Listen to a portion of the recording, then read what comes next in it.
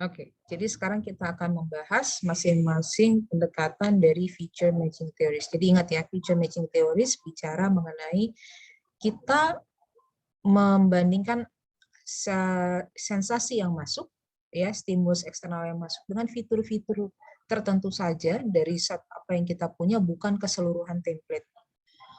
Nah, pendekatan pertama adalah selfish feature matching theories. Jadi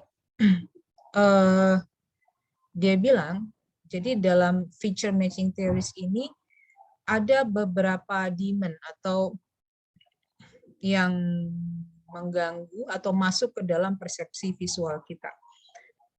Jadi image demand ini adalah proses di mana kita menerima input sensoris, gitu ya, menerima input sensoris dari apa yang kita datangi. Misalnya contoh di sini adalah huruf R, gitu ya.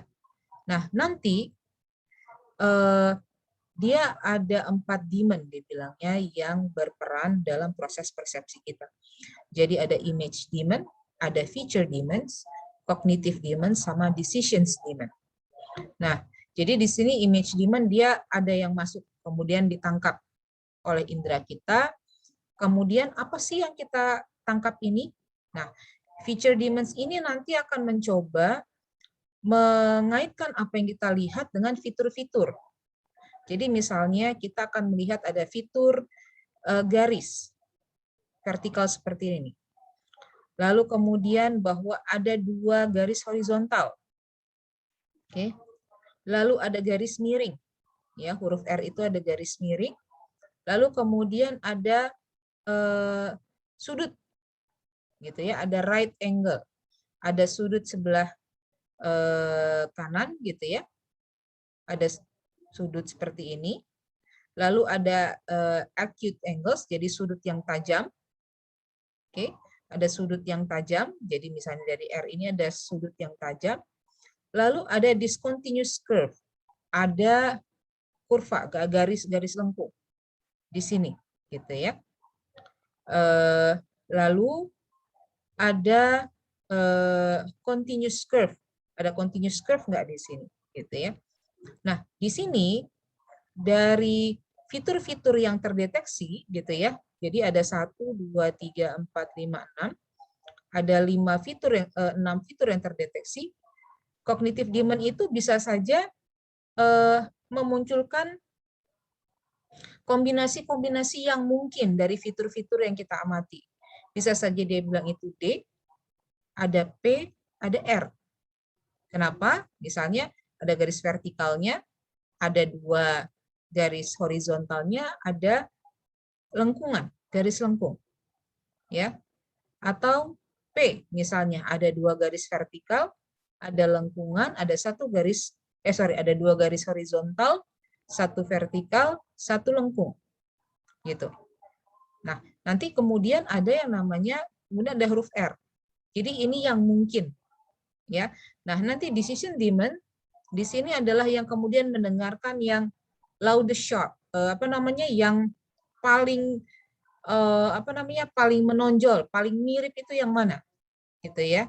Dalam di sini untuk mengidentifikasi, jadi yang kita lihat itu apa, gitu ya. Nah, di sini yang jadi persepsi itu bukan dilihat dari saya punya template huruf R, enggak. Tapi saya melihat fitur-fiturnya. Oh, dia ada garis lengkungnya, dia ada garis horizontalnya, ada sudutnya, ada 2 garis, ada 1 garis vertikalnya, ada 2 garis horizontalnya. Yang mana yang saya lihat sebenarnya? Gitu. Oke. Nah, ini pendekatan ini tuh bisa jadi akan kita gunakan pada saat Anda lihat ketika Anda melihat suatu huruf tapi huruf ini samar. Ya. Kita kemudian ini yang mana ya? Gitu ya. Seperti itu. Nah, ini adalah selfish feature matching model. Nah, kalau global precedence effect dan local precedence effect dia bicara apa? Jadi, untuk global precedence effect, Anda lihat gambar yang di sebelah kiri. Oke, pada gambar sebelah kiri ini ada gambar A dan ada gambar B. Pada gambar A, kita lihat ada huruf H tersusun sangat rapat, ya. dan susunan huruf H ini membentuk huruf H. Oke. Lalu kemudian pada gambar B kita melihat ada huruf, gambarnya seperti huruf H yang besar, tapi ternyata huruf H besar ini tersusun dari huruf S yang kecil. Gitu.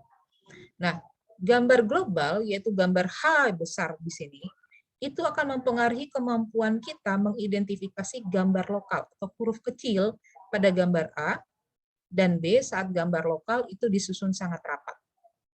Gitu, ya.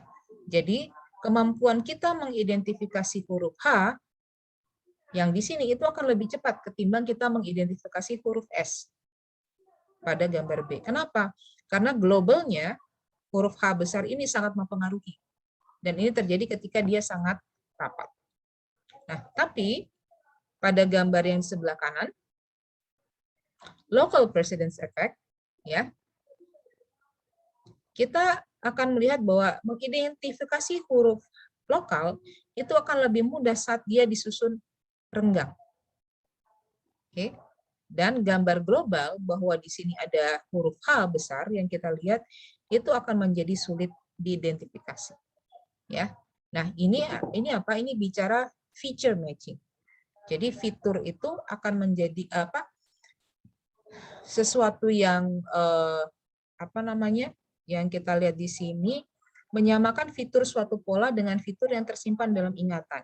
Jadi fitur yang kita lihat dominan di sini akan mempengaruhi kita untuk melihat apa yang detail, ya, di global precedence effect ketika dia disusun rapat.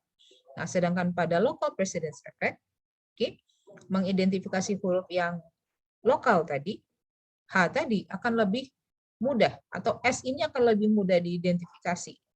Kenapa? Karena dia tidak dipengaruhi oleh apa namanya, penyusunannya, gitu, ya. Nah, ini yang disebut sebagai local precedence effect. Oke. Nah, kita akan, nah, jadi apa yang kita bisa lihat di sini pada global precedence effect, informasi yang global dan ketika dia dominan itu bisa mempengaruhi cara kita mengidentifikasi yang kecil, ya, informasi yang kecil-kecil yang menyusun informasi global tadi. Dan tapi pada saat informasi global ini tidak begitu kuat, ya, nah kita bisa melihat informasi yang kecil, ya, yang apa yang kecil-kecil dalamnya bisa lebih mudah kita identifikasi. Oke. Nah, selanjutnya ada yang disebut recognition by component theory. Jadi ini biasanya untuk objek yang sifatnya 3 dimensi. Jadi dibilangnya bahwa kita bisa mengenali objek walaupun hanya dari benda 3 dimensi, ya, hanya dari apa namanya, geometrical ion aja. Jadi komponen geometrikal yang lebih kecil gitu.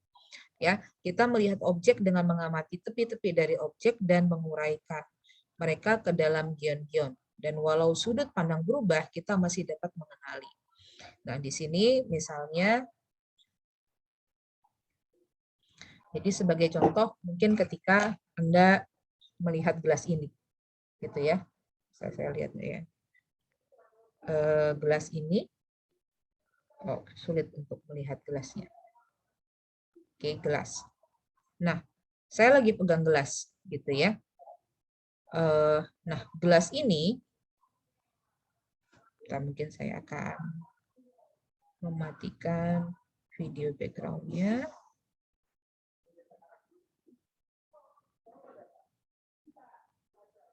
Oke, ini saja. Oke.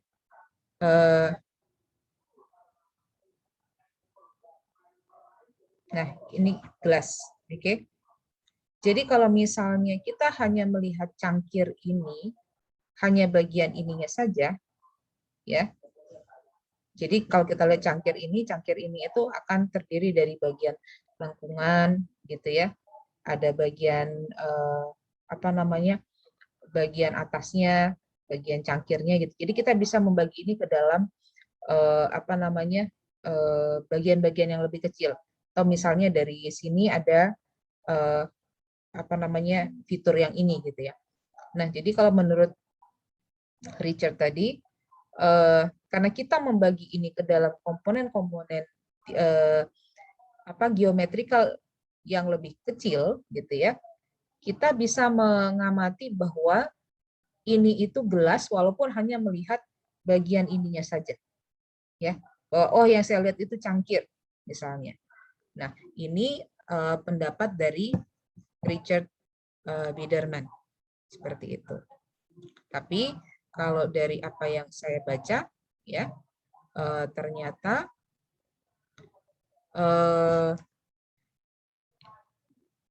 kurang didukung oleh riset pendapatnya bukan Richard Biderman ya, tapi Irving Biderman ini, gitu ya. Tapi ini adalah salah satu pendekatan. Kemudian teman-teman bisa memahaminya ya. Nah, selanjutnya, kalau tadi kita bicara tentang bottom up theories, kita sekarang akan membaca tentang top down theories. Nah, tadi kita ingat yang namanya top down theories itu adalah untuk kita memaknai apa yang kita amati, bahwa apa yang kita inderakan tadi itu berdasarkan pengalaman ya atau higher level thinking gitu. Nah, jadi dalam pendekatan top down theories ini dia bersifat konstruktif. Jadi dia menyusun apa yang kita amati berdasarkan pengalaman kita. Gitu. Jadi kita membangun pemahaman kognitif terhadap suatu stimulus. Dan konsep dan proses kognitif individu mempengaruhi apa yang dia lihat.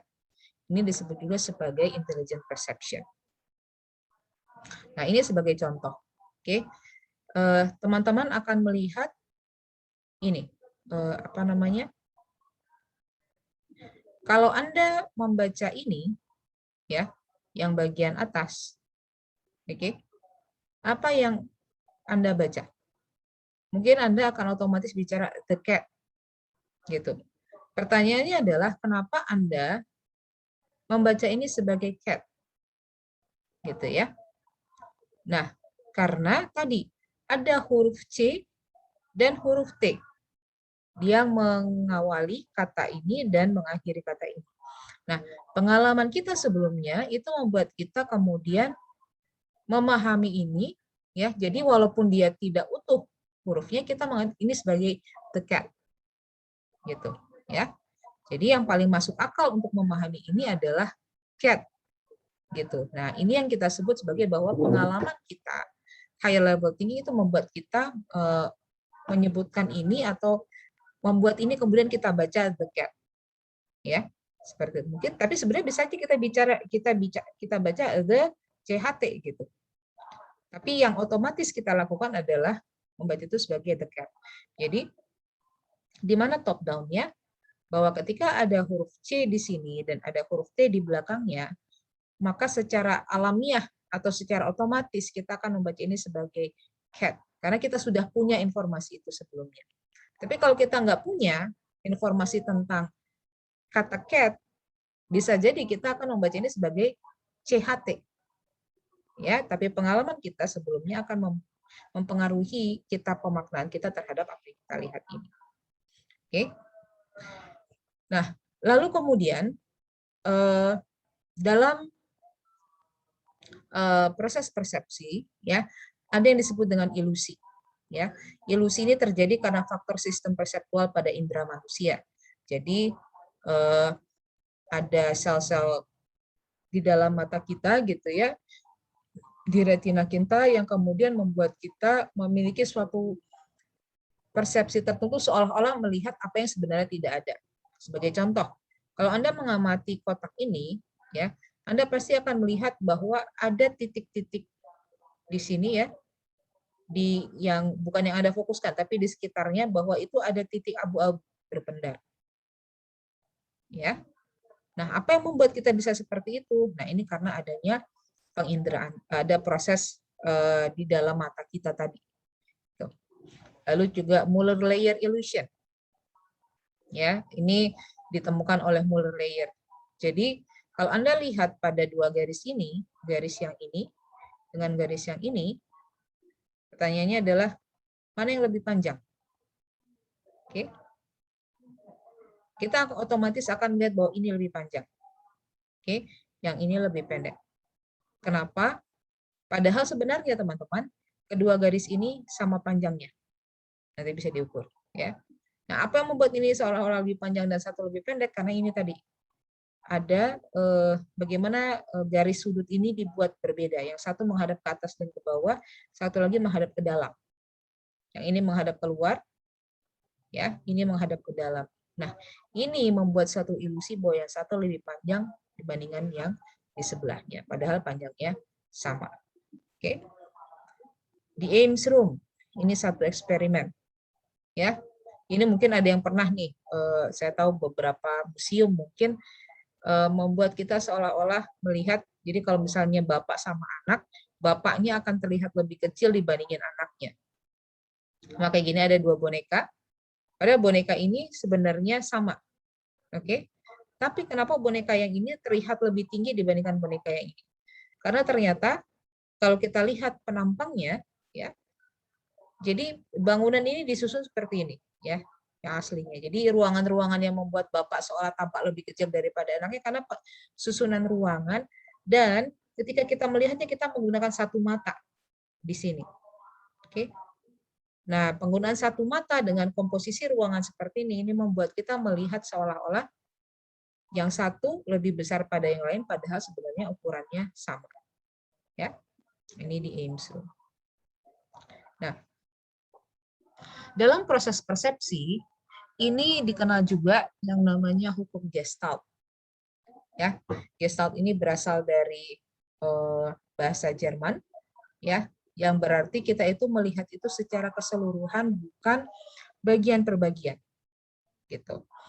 Nah, dalam hukum Gestalt dia menggunakan prinsip yang namanya law of correctness. Apa artinya? Pada saat individu mempersepsi suatu objek, dia akan mengorganisasikan objek tersebut ke dalam bentuk yang lebih stabil dan bisa dipahami.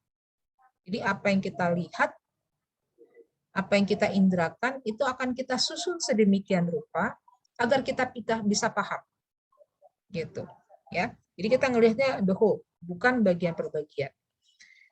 Nah, ada beberapa hukum Gestalt. Oke. Yang pertama adalah figure and ground. Yang ini, oke. Lalu ada hukum proximity, ada hukum similarity, ada hukum continuity, serta ada hukum closure, dan ada hukum symmetry. Nah, apa masing-masingnya? Figure and ground.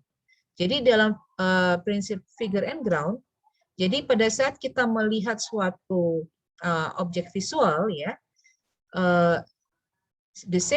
some objects atau figures itu akan tampak lebih kelihatan, dan ada aspek lain dari apa yang kita lihat itu akan seperti muncul di belakang. Jadi ground, ya. Jadi objek yang tampak lebih kelihatan, ada yang tidak. Seperti Anda melihat di sini, ya. Pada gambar ini Anda akan mengamati bahwa di sini ada apa? Di sini ada, mungkin Anda ada yang bilang ada dua orang ngobrol, atau Anda akan melihat ada vas. Nah, Anda yang melihat ada dua orang ngobrol di sini, Anda yang menjadi figur adalah gambar orangnya, sedangkan yang menjadi ground adalah bagian hitam. Yang menjadi figurnya adalah bagian putih. Tapi kalau Anda melihat ada vas di sini, berarti yang menjadi figur adalah yang warna hitam, sedangkan yang menjadi ground adalah warna putih. Ya. Jadi pada saat kita melihat objek, ada yang tampak menonjol dan ada yang tampak ada di belakang. Oke. Nah, ini konsep figure and ground. Yang kedua, ada yang namanya hukum proximity. Nah, dalam proximity ini dibilangnya bahwa pada saat kita mengamati suatu susunan objek, kita akan melihat objek yang berdekatan sebagai membentuk satu kelompok. Jadi misalnya Anda melihat bulat-bulatan ini. Ya, kita akan melihat bulatan ini disusun sebagai 1, 2, 2, 1. Bukan kita bilang di sini ada 6. Ya. Kenapa kita tidak ngomong 6? Karena kita cenderung melihat ini sebagai pengelompokan. Ada satu sendiri, ada dua berdekatan, 1. Ya, kita akan cenderung melihat sebagai 1, 2, 2, 1 sebagai satu kumpulan 1, 2, 2, 1. Bukan ada 6 lingkaran. Ya. Similarity. Ya. Kalau saya tanya Anda pada bagian ini, di sini ada gambar apa? Bisa jadi ya, yang muncul pada kita adalah kita akan bilang saya melihat satu baris X, satu kolom O, satu kolom X, satu kolom O. Oke. Kita akan melihat ini sebagai apa? Jadi dalam hukum similarity, objek yang sama ya. Jadi akan kita kelompokkan. Gitu. Ya. Kita nggak akan bilang bahwa di sini ada 4 baris XOXO. Ya, 4 baris XOXO dari mana? 1, 2, 3, 4. Tapi kita akan bicara ini sebagai ada satu kolom X, satu kolom O, satu kolom X, satu kolom O. Ya, karena kita mengelompokkannya seperti itu. Oke. Lalu kemudian ada hukum continuity. Jadi dibilangnya kita cenderung we tend to perceive smoothly flowing or continuous forms rather than disrupted or discontinuous one. Jadi kalau kita melihat garis ini, kita akan melihat ini sebagai ada 2 garis. Garis apa? Garis miring yang lurus sama satu garis lengkung.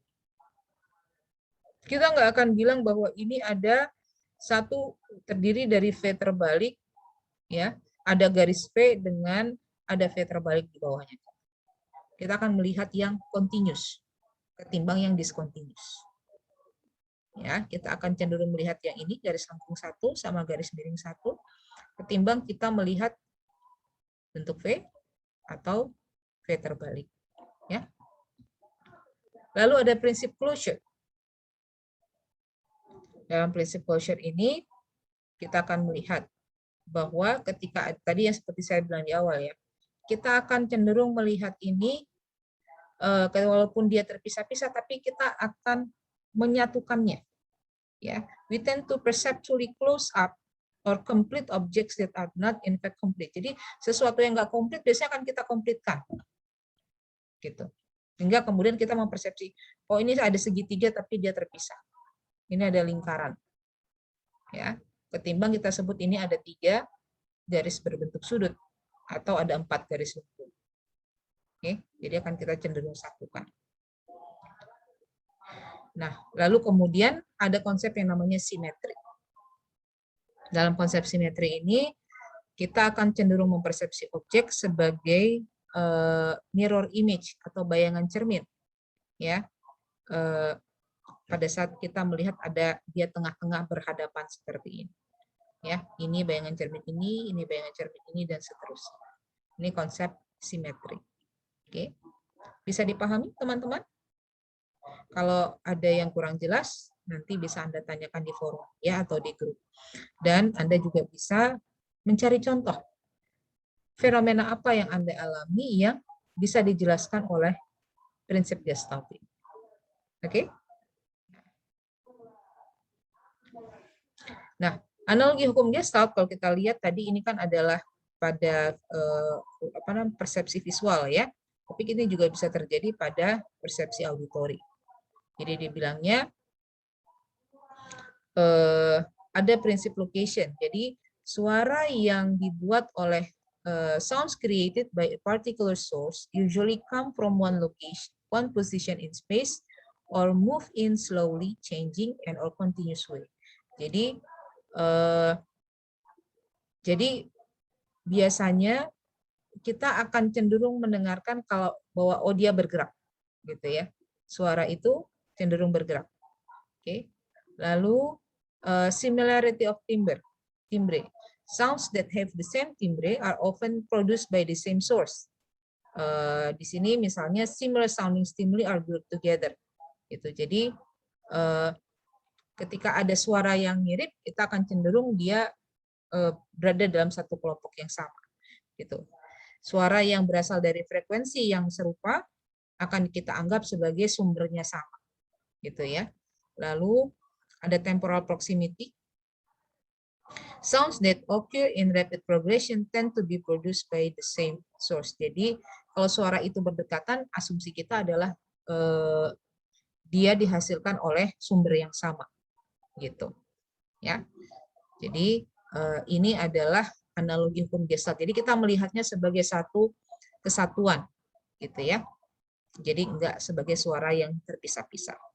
Dan ini menjadi penting untuk kita bisa membedakan antara suara utama dan noise dalam suatu keramaian. Ya. Nah, dalam persepsi visual ada beberapa orang-orang yang bisa jadi karena trauma di otaknya membuat dia mengalami hambatan dalam persepsi visual. Pertama yang disebut sebagai visual object agnosia, gitu ya. Jadi jadi agnosia ini tidak hanya pada visual object tapi juga pada objek-objek yang lain. Nah, dalam visual object agnosia ini orangnya itu bisa melihat bendanya tapi tidak mengenali apa itu. Gitu. Ya. Jadi ini terjadi pada mereka yang mengalami kerusakan pada lobus occipitalis dan lobus temporalis, atau bisa juga oksigennya itu terhambat gitu ya ke area otak yang memang berhubungan dengan permasalahan persepsi visual. Jadi ya kita lihat kan bahwa dalam kerja di otak kita itu ada bagian syaraf yang berfungsi untuk membuat kita tahu apa yang kita lihat serta di mana dia gitu. Nah, pada visual object agnosia ini dia mengamati objek tadi tapi dia nggak paham itu apa. Jadi misalnya kalau Anda ini sebagai contoh ya. Nah, Anda melihat saya menggunakan kacamata. Oke. Pada orang yang agnosia, oke, ketika dia melihat ada gambar kacamata, mungkin bisa jadi dia kan melihat ada ini lingkaran, ini ada garisnya, gitu ya. Dia cuma bisa melihat ini ada lingkaran, ada garis, tapi dia itu apa dia nggak tahu. Bisa saja dia mendebak-debak hingga mungkin yang harusnya dia sebut kacamata, tapi dia sebut itu sebagai sepeda misalnya. Kenapa ada dua lingkaran sama penghubungnya gitu tempat duduknya misalnya. Ya, ini yang terjadi pada mereka dengan visual agnosia. Oke. Nah, selanjutnya ada lagi yang disebut dengan simultagnosia.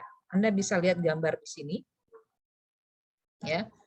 Jadi apa yang terjadi adalah individu mereka yang mengalami gangguan pada temporal region dari korteks ya di lobus temporalis, dia nggak bisa mengamati bahwa di sini tuh ada banyak benda. Ya, Anda bisa mengamati nggak ada berapa benda di sini? Ya. Jadi sebagai contoh, dia cuma bisa melihat palu, tapi dia tidak bisa melihat bahwa di sini tuh ada cangkir, ada gergaji, ada motor, ada botol. Gitu ya. Nah, ini ketika ada masalah dalam korteks lobus temporalis gitu.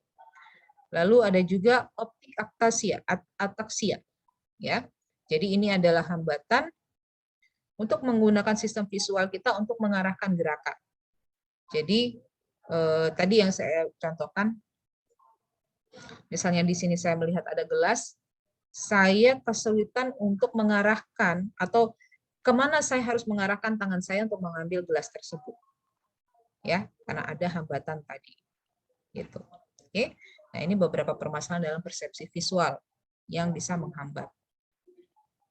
Oke, nah yang terakhir yang ingin saya sampaikan adalah tentang fenomena persepsi yang berdampak dalam kehidupan.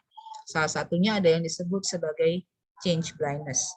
Ya, change blindness ini apa? Kita mengamati sesuatu, tapi kita gagal untuk melihat ada perubahan dari apa yang kita lihat. Sederhananya, misalnya Anda misalnya ada ibu, ayah, atau pacar, Anda nggak ngeh kalau dia potong rambut. Anda lihat, tapi Anda nggak ngeh kalau dia potong rambut. Nah, change blindness ini datang dari suatu eksperimen, ya, bahwa ada orang yang dia lihat tapi sama dia nggak kelihatan. Ya, dia tidak bisa mengamati perubahan tadi, padahal dia melihatnya. Dan ini ada dua bentuk blindness di sini. Nanti kita akan bahas pada materi tentang atensi. Jadi ada attentional blindness. Ya, jadi ada change blindness, ada attention blindness. Jadi dalam change blindness ini dia melihat tapi dia gagal mengamati perubahannya. Nah, ini ada satu eksperimen yang menarik yang akan saya coba contohkan kepada Anda. Ya, mari kita lihat.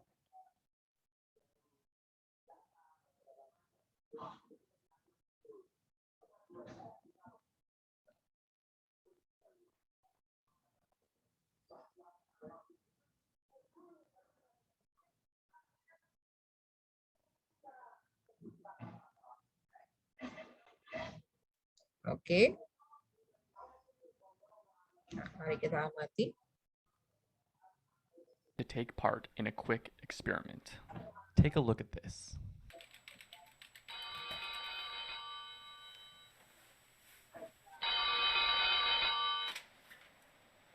Okay, now, did you happen to notice anything odd? Watch again.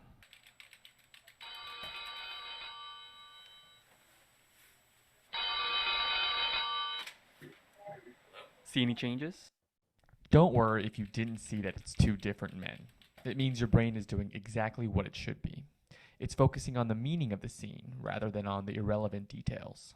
Imagine how much energy and brain mass it would take for us to remember every single person, place, or thing we encountered.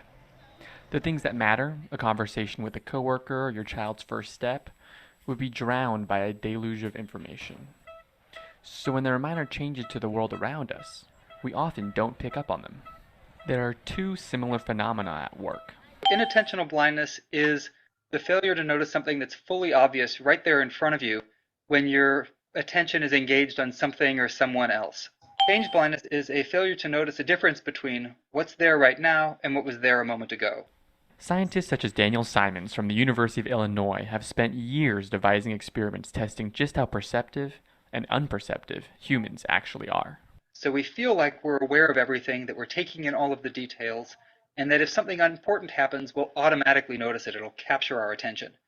The reality is that we often don't notice unexpected things because we're aware of far less of our world than we think we are. So how much or how little are we actually aware of? We decided to recreate one of Simon's most famous experiments to see for ourselves. Here's the setup. Our senior series producer Vin poses as a lost pedestrian and asks a passerby for directions. Excuse me, I'm looking for the skyline. Then, we break the two up, walking through them holding a large sheet of wood. Now watch as I replace Vin. You might think people would notice the switch, but almost half the time, they didn't. Of course, that means more than half the time they did. We only tried the experiment 9 times, and by no means was it good science, but we were surprised 4 people didn't notice the switch. In Simon's original experiment, 7 out of 15 people didn't either. So what determines whether or not you can figure out the switch?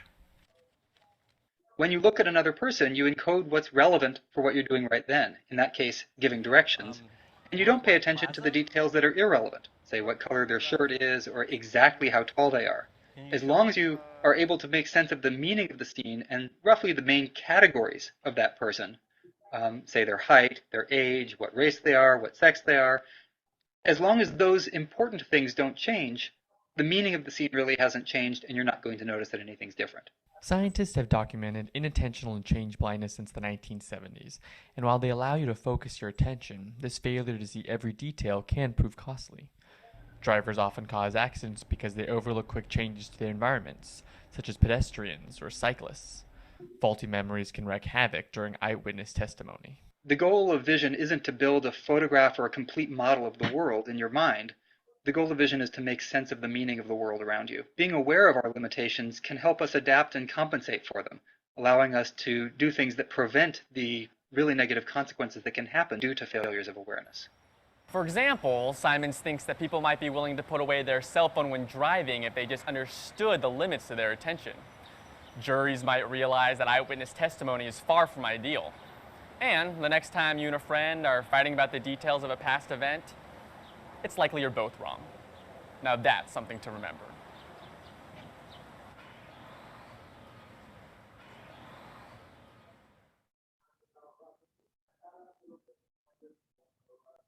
Oke, jadi teman-teman sudah lihat tadi filmnya ya. Nanti kalau Anda ingin melihatnya lagi, saya akan cantumkan linknya di bawahnya di e-learning.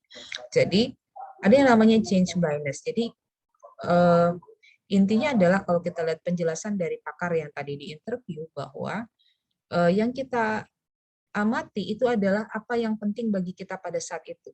Jadi tidak semua informasi masuk dari mata kita itu kita proses. Ya.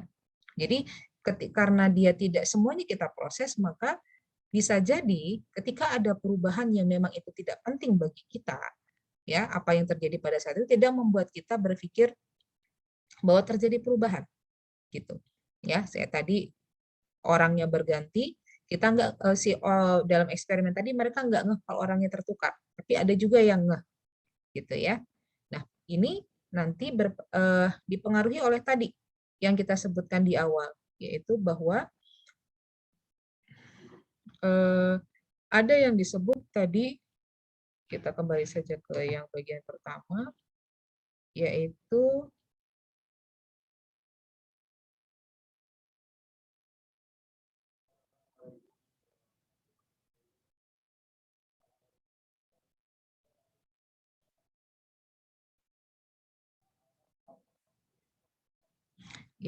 pada bagian pertama dari penjelasan kita tentang persepsi, ada yang disebut sebagai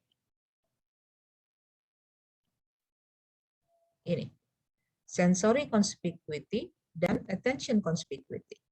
Jadi apa yang datang ke indera kita, ya, yang kita proses itu adalah apa yang memang terlihat dan apa yang memang kita berikan atensi.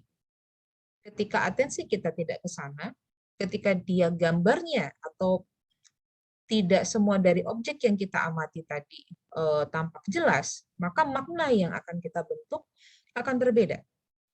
Dan yang perlu kita ingat tadi, pada prinsip Gestalt, kita akan melihat itu sebagai suatu keseluruhan, sebagai satu kesatuan, bukan objek yang atau bagian yang terpisah-pisah dari suatu situasi.